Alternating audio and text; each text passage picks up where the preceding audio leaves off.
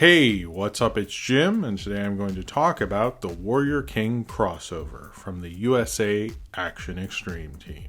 I'm making this video because I made my every USA Cartoon Express show ever video. I try to make something related to that after, and that's what this is. And I figured since no one had made a video about the only USA cartoon crossover and a rare cartoon crossover, I thought I would. Now, this happened on Saturday, November 16th, 1996. Happy birthday to anyone whose birthday that is. What basically this was a crossover that crossed over 4 shows on the USA Action Extreme team, which I'm assuming aired in this order, which were Street Fighter, The Savage Dragon, Mortal Kombat, Defenders of the Realm, and then Wing Commander Academy. There was no promotion behind this. Apparently, even if you watch the USA Action Extreme team, you wouldn't know that this was going to happen. You know, it was a Saturday morning, and I'm assuming you would watch all 4 of these shows or planned on it. Then you would see this crossover, but there was no like bumps like check out the Warrior King, or supposedly. I haven't really read any piece that's from someone. It seems like people watching it later, and I haven't heard from anyone who experienced it when it happened, which if you are, please say something in the comments. I would love to know. Nor do we have anyone who worked at USA and was behind the scenes working on what happened, like how the Warrior King thing came to be. We know nothing about this. So in some ways, this is actually really mysterious because there's no like articles at the time about it.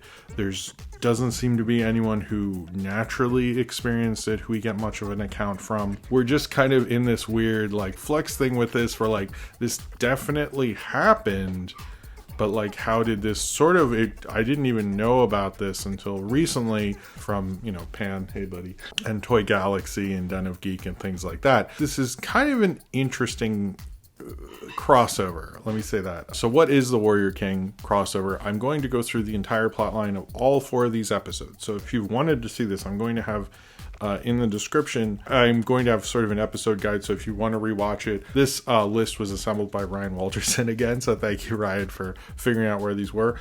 But they seem to go down because of copyright stuff. So I'm just going to have the, you know, show, episode number, name, all those season, episode number, all those sort of things.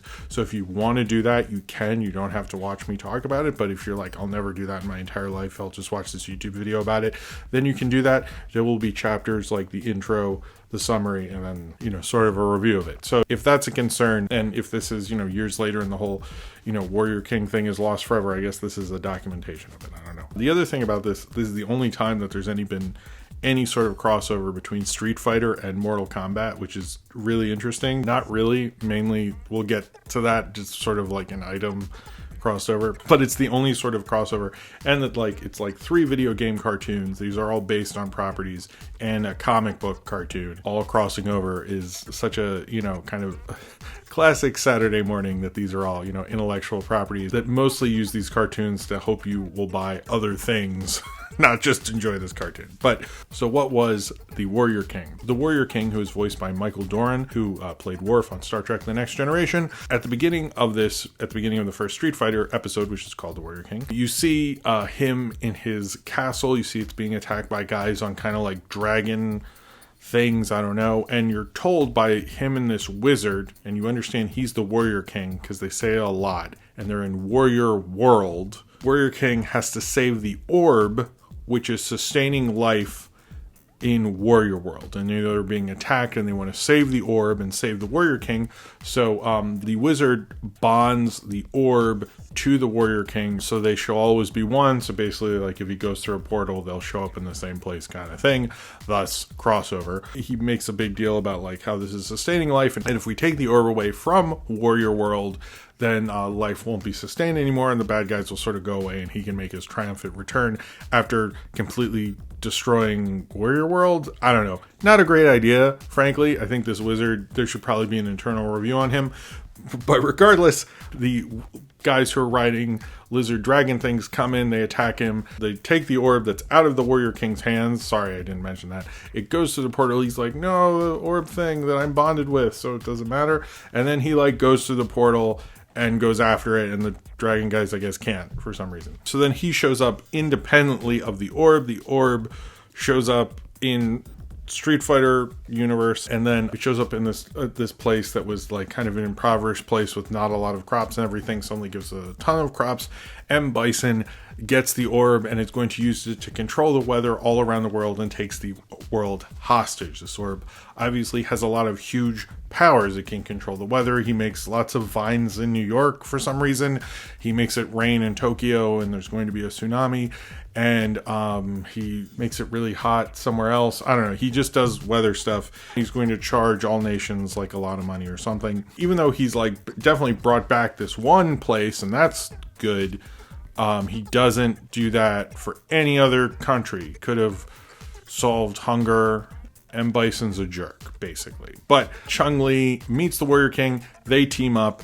Have a bit of a romance, actually, which is kind of cool. Sort of insinuated they at least kiss, maybe more, I don't know. This is USA Action Extreme Team, but it's not that extreme. They kind of like each other. They get the orb back from M. Bison. He goes into a portal, and then they go on to the Savage Dragon. The Street Fighter cartoon does not have the best animation at all. It's kind of drawn in the way where like that's a cool drawing design, but not one that works for animation that needs to like move. Sort of a worse version than the X-Men animated show that happened on Fox at the time, where it's like those look cool, but design-wise for animation, that's terrible. You shouldn't have done it that way. And the movement's awful. It's not animated very well. I'm just saying there's a certain reason you design things ways, and whoever made Street Fighter didn't go to animation school or didn't listen. So then the Warrior King is sent through a portal with the orb, of course, and of course they are separated again, because that wouldn't be interesting if he just showed up and goes, I have the orb. What's up, guys? Do you want to watch that show? I mean, you didn't. No one watched this, but in theory. So he shows up on a Savage Dragon episode, which is called Endgame, which, you know, hey, there's a movie you like called that too. Orb shows up first. A homeless guy finds it and he's all happy. He's like, hey, maybe I can, eat and stuff. But then a villain called the Fiend, who can possess people who have hateful thoughts, so basically everyone, or he can possess people with great anger, but that's still everyone. But then he finds out about the orb because he possesses a different homeless guy who's like angry about, there's probably a lot to be angry about. And he possesses him, finds about the orb, decides, I'm going to leave this lame homeless guy and get with this orb homeless guy and take this orb. And then he can just like kind of like eat angry people and make them part of him. And so then the Warrior King shows up like in the middle of traffic, basically. Savage Dragon and him fight because why not? He like arrests him because the Savage Dragon's a cop. I'm not explaining the Savage Dragon to you. You need to figure out, you need to call Eric Larson or something. But basically as the Fiend is going around like becoming bigger and more powerful and swallowing anger of angry people, the Warrior and Savage Dragon are sort of getting along after an interrogation. They both have chili dogs together. So this is like almost a Sonic the Hedgehog cartoon. That's the one thing that's interesting. This is like much like a comic book crossover. The Warrior King is designed differently based on the show, and his staff look different based on the show. But yeah, he uses a staff as like a homing beacon, which I don't remember that in Street Fighter, but it played prominently in this Savage Dragon. I get the impression there wasn't a lot of like, there wasn't a meeting where everyone went over like what the Warrior King can do like a comic book crossover. But he finds the Fiend, who goes to a prison because people are angry at prisons, and he's swallowing people and they have to defeat it, and they don't want to destroy the orb, but they might have to. But then apparently the Warrior King can fly, which didn't know about before this, but he can. And then he basically, they defeat the Fiend, they get the orb, and then they just float into the sky. Just float into the sky. I don't know where they go. I don't know. I mean, I do know, but it's just sort of random. Anyway, so then we get to Mortal Kombat Defenders of the Realm. This one doesn't have much to do with the Warrior King, but is part of the crossover because the orb is in this episode prominently. That's the reason for this episode. So it's like they wanted to be part of this crossover, but like they didn't like the Warrior King basically. But it is part of this crossover. I want to specify that. But like not in a way that makes any sense, because basically the Emperor resurrects Shao Kahn and just sort of gives him the orb from fire. Where does he get it from? I don't know. Probably the sky. And he gives him the orb and says this will destroy Raiden's powers because he has the elements and stuff, and Raiden's very prominent in Mortal Kombat Defenders of the Realm, I guess. I have not seen any of these shows. This is not a review of these shows. I've seen like an episode of each of these shows, basically. Maybe I saw them in the 90s. I can't remember that. But one of the bad guys has the orb and uses it. to basically control the weather and take Raiden's powers, which will be his powers lessened. Basically, they're really against Raiden. He's a big part of this cartoon show. Raiden has to fight him and get it back. He gets it back. The orb is kind of the main bad guy thing in this, the MacGuffin, and he's sort of doing the same thing that happened in the Street Fighter cartoon, where he's like controlling the weather and taking the world hostage. It's like exactly the same, which is sort of not as exciting. It's kind of surprising the Street Fighter and Mortal Kombat cartoons did the same exact premise.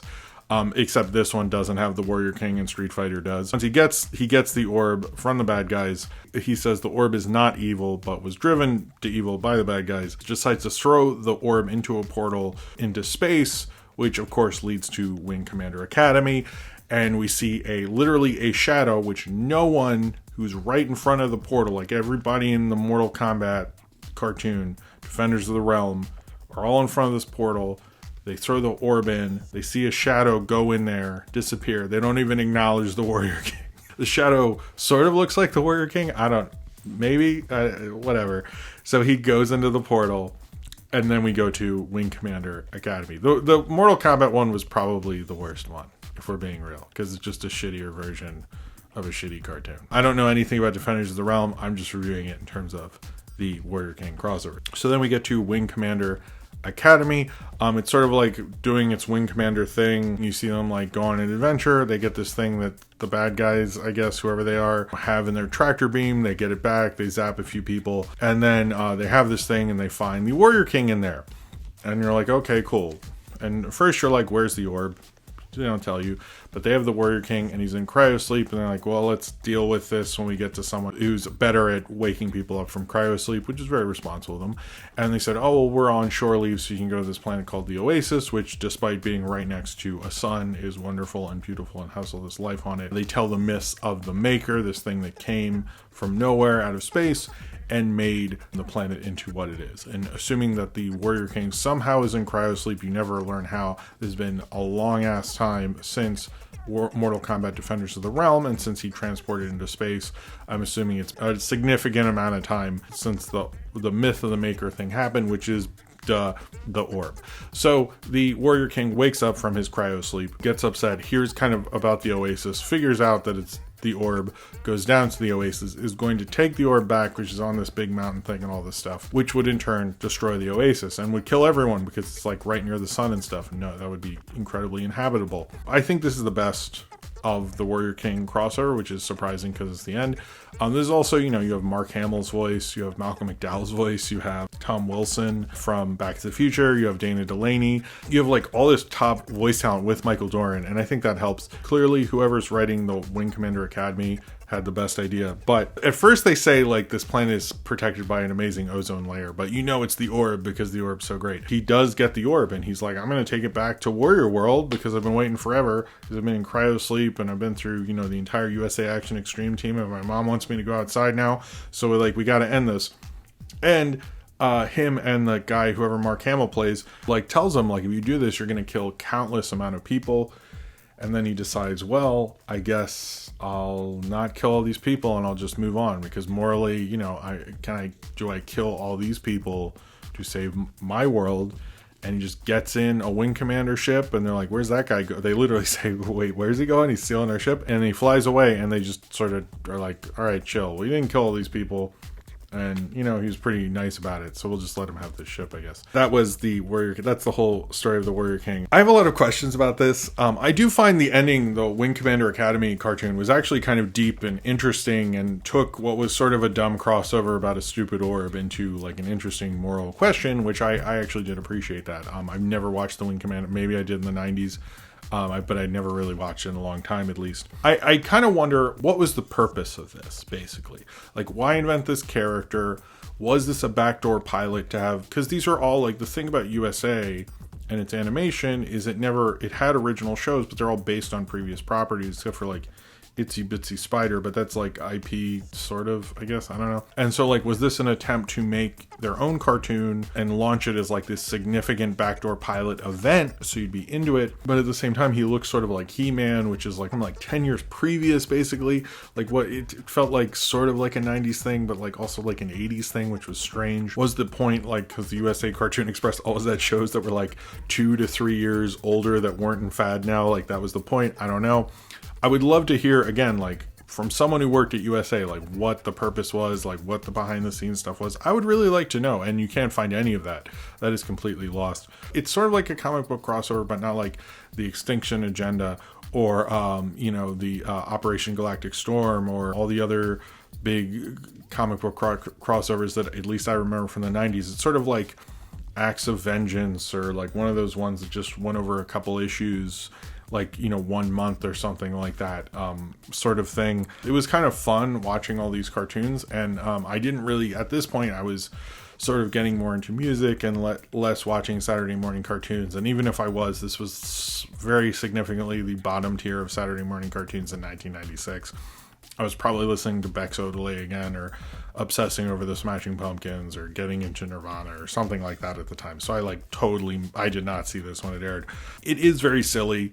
I do think if you're going to rank them, I'd say the Mortal Kombat and Street Fighter ones are probably the lesser of the four. I would probably put Mortal Kombat at the bottom of it because they're like the same, and it's like, I don't care, and sort of stupid. And then you get into things like Street Fighter was a little better because at least there was a connection to Chun-Li, and like I thought it set it up very well. And then I would put the Savage Dragon the second because it's cool seeing the Warrior King in a modern setting, at least with chili dogs and the Savage Dragon and stuff. And it has a certain good feel to it that I kind of appreciate. It feels more like a normal kind of Saturday morning cartoon where they're like, what's this weird, crazy guy doing here? And it has a shitty villain and all those things. And then Wing Commander Academy is the best because it has like a good sci-fi story with the whole thing with the orb. I thought that was actually really a cool way to end it. It's an interesting way to end it. It's almost like a twist. I've heard some people refer to it as a twist. How the Warrior King crossover has sort of become more prominent is because of like Den of Geek seems to be the one who really made an article about it that most people referred to. There was a Retro Junk article made before that, I think. There's not a real date on that, but they actually get even the date wrong. They say September 16th, 1996, which was like Monday, which I don't think, unless they randomly aired it on a Monday and they have some insider info or something. Seems very off to me, but they did clearly watch all of it. It is November 16th, 1996, which I checked, by the way, on both of those, is a Saturday. And then, of course, Toy Galaxy talked about it on their Savage Dragon video, and Pan talked about it during his Mortal Kombat video. Hey, how's it going? Anyway, this is a kind of a fun, silly crossover. It's kind of a dive into pop culture you wouldn't expect because you wouldn't think the USA Action Extreme team would have a crossover. I'm happy to have watched it. I had a good time with it. I don't think I'll watch it. I have a little more respect from Wing Commander than I thought he did. That was not the one. That was the one I was least excited for. It has some top talent behind it, and it was at least like a good cartoon. So maybe I'll try to check out more of that. I think the Warrior King thing could work if like he goes to different worlds. Maybe that was the point of the show. I like very curious about the whole point or who created the Warrior King. We don't know. Was it the writers of the Street Fighter thing? Was it somebody else? I don't know. I quite liked watching it for its weird pop cultureness. I don't know if you ever need to watch this. I'm sort of glad I did it for my own sake and made a video on it and stuff like this, but it is sort of like the real like forgotten rings of Saturday morning kind of madness where you had 3 Saturday morning blocks for forever, for decades basically, and then you had Fox, and then when Fox exploded, everyone tried to get in the game, and even USA, and this was their attempt, and most of them are pretty forgotten and not really interesting. I tried to watch them at the time, and like other than Fox and WB, I have no real nostalgia for, and this kind of makes me nostalgic for something I wouldn't, because it's like a fun idea. I just wish, like, what were they doing with it? This isn't lost media, but the whole idea of it and what they're going to do with it definitely does. And that's something that I guess I can keep thinking of and pondering about. But he's not an amazing character. He kind of becomes interesting because of the Wing Commander writers. I think he could be kind of a cool, a lost for time hero who sacrificed his world because he didn't want to kill millions. Kind of a lost for time Warrior King going off, I think could be a cool show, but I don't know what the intent was. From the attempt of what this is, it's sort of like it ends on a better note, but it was sort of just like a dumb, silly crossover up until that point that I think they got to make work in certain regards with Savage Dragon. Mortal Kombat didn't care other than the orb, but it was like, you know, I get it. I know there's certain crossovers where a bunch of shows in one night do a crossover, much like NBC did one where there was a power outage. I know everyone talks about the Family Guy one, Family Guy Cleveland show thing where there's the blackout. I think there's a bunch of others.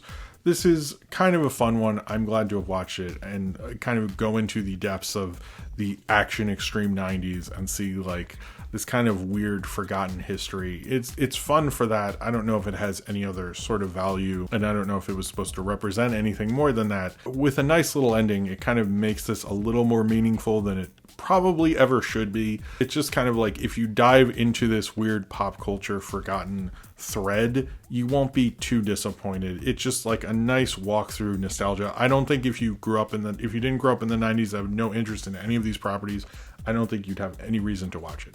But if you do, and if you're at this point in the video, then you probably are, then I actually do think it's worth, you know, it's probably gonna take you less, like the length of a movie, to watch someone cross over with this 90s crap that you've probably forgotten. It feels like going through, you know, a box in your parents' attic and finding reruns of cartoons that you probably totally forgot about. And sometimes that's fun, and I think The Warrior King exists in that like kind of box you forgot about part of nostalgia that maybe sometimes we need, maybe.